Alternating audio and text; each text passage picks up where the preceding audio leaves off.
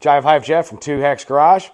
Well, I'm back at Micah's shop. If you saw in that last video, Mike and his friend Adam came and they were working on wiring to get this thing ready to go, to fire and all that. We didn't get there. We ended up not having a fuel pump work, and another thing that was not correct on it was the radiator bracket, so we were going to just try to get that held into place. But what really held us up, we ended up having a fuel leak too. So while it was kind of a frustrating day, it is hot rodding. It is what it is. And we just called it a day because we had a super long day working on all that. Well, the next night, I get a video from Micah and Mike, and they actually figured out what was going on, not making the fuel pump work. They figured out what was going on with fuel rail. That Mike sent me a little video, and I'll throw it in here after this explaining all that. And they were actually able to do a first fire on this, and I'll also throw that video in on this. I haven't heard it yet myself, but Micah says it sounds pretty rowdy and a lot louder than he expected, but he says it sounds really good. So with that, we do have a whole lot of work left to do to really get this thing ready to be a driver. Micah's working right now on modifying that second fabricated bracket for the radiator. We still have a lot of odds and ends underneath the hood, stuff to do to get cleaned up. Some power steering stuff in there, just a whole lot of miscellaneous stuff that you incur while doing a custom application on a hot rod, a truck, muscle car, anything like that. I know I've said it before, those little things add up. Well, once again, the little things are adding up, but we know we're heading in the right direction because it does fire up. It did run really well, and any of the little things that come up, those little gremlins and all that, we're finding those, we're crossing them off the list. But you know what, guys? Micah's already working. I'm rambling. We better get some work done on this truck. So you know what, guys? I'll see you in a few. But right after this, I'll throw in the video that Mike sent me of what was wrong with this and how they remedied it. And I'll also show the video on the first fire on this thing. So with that, guys, we'll see you soon. All right, guys, a little bit of after-hour stuff. Truck didn't want to start yesterday, and we had a pretty good fuel leak. We had some fuel leaking from some of the injector clips. We ended up finding a pinched O-ring on the top side. That was our bad. We had no fuel pressure at all and no pump running. What we ended up finding is we had a couple of backed out pins on the aftermarket harness and a little bit of corrosion on the actual truck PCM from before. So what we ended up doing is we removed all of the aftermarket clips and connectors there, repinned it, and this is what we've got. Go ahead and hit it, Micah. Light her off again. Firing up. Running good. Good oil pressure. Sounding good. We like it. Contact.